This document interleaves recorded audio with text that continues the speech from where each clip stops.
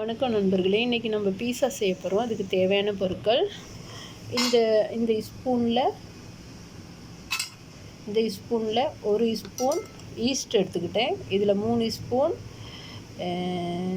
சீனி எடுத்திருக்கேன். உப்பு தேவையான அளவு, பால் பவுடர் எடுத்திருக்கேன். உங்களுக்கு பால் இருந்தால் எடுத்துக்கலாம். முட்டை. இப்போ இதுலேயே ஒரு 3 ஸ்பூன் அளவுக்கு சமையல் எண்ணெய் எடுத்துக்கிறோம்.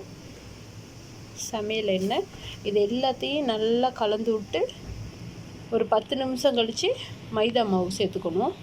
இப்போ இதில் தண்ணி கொஞ்சமாக சேர்த்துக்குவோம். சுடு தண்ணியும் இல்லை, பச்சை தண்ணியும் இல்லை, இது நார்மல் தண்ணி. இதை சேர்த்து கலந்து விட்டு 10 நிமிஷம் அப்படியே வைப்போம்.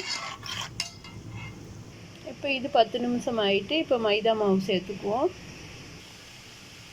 இப்போ இதில் நான் 1 கிலோ மைதா மாவு சேர்த்துருக்கேன். இப்போ இதை நல்லா பிணைஞ்சு எடுத்துக்குவோம்.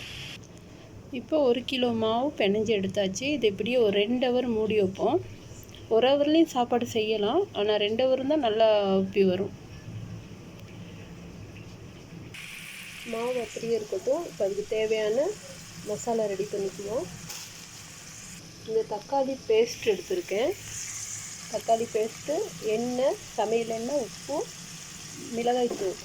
இதை நல்லா பச்சை வாசனை போக மட்டும் நல்லா வேக வச்சு எடுத்துக்குவோம்.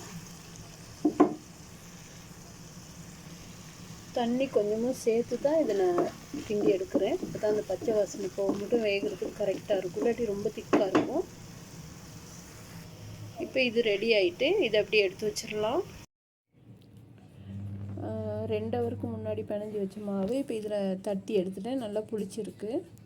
பீஸாவுக்கு செஞ்சு வச்ச மசாலா, காளான், இது கொடை மிளகாய், சிக்கன் நகெட் பொரித்து எடுத்து வச்சுருக்கேன். இப்போ எல்லாம் சேர்த்துக்குவோம். இப்போ தக்காளி பேஸ்ட்டு சேர்த்தாச்சு. இப்போ சிக்கன் நகெட்டு, காளான், கொடை மிளகாய் எல்லாம் சேர்த்தாச்சு. இப்போ சீஸ் சேர்த்துக்குவோம். இப்போ சீஸ் சேர்த்தாச்சு. இப்போ அடுப்பில் வச்சிடலாம்.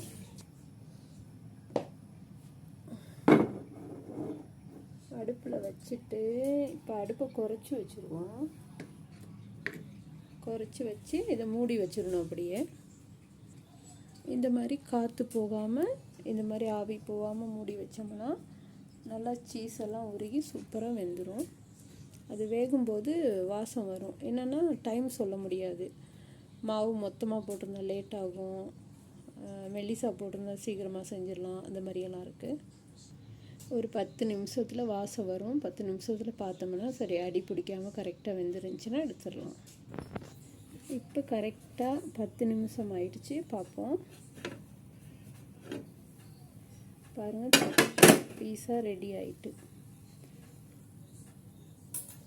இந்த கரெக்டாக வெந்துருச்சு. கொஞ்சம் அடுப்பு கொஞ்சம் அதிகமாக வச்சுருந்துருக்கேன். இன்னும் கொஞ்சம் குறைச்சி வச்சுருந்துருக்கலாம். நான் ஓப்பாயிட்டு காணவே கொஞ்சம் அப்படி வச்சு இந்த அளவு வச்சுருந்தா கரெக்டாக இருந்திருக்கும். நான் இப்படி வச்சுட்டேன். கொஞ்சம் குறைச்சி வச்சுருங்க. இப்போ பீஸா ரெடி ஆகிட்டு இந்த மாதிரி செஞ்சு பார்த்துட்டு பிடிச்சிருந்துச்சுன்னா லைக் பண்ணுங்கள், ஷேர் பண்ணுங்கள், கமெண்ட் பண்ணுங்கள். பீஸா எப்படி இருக்குன்னு சொல்லுங்கள். ஈஸியாக கேஸ் இல்லாமல், அந்த அவன் இல்லாமல் இந்த மாதிரி அடுப்பில் செய்கிறதுக்கு செஞ்சு பார்க்கலாம். அவன் இருந்துச்சுன்னா அவன்லேயும் செஞ்சு பாருங்கள். சரிங்களா? தேங்க்யூ.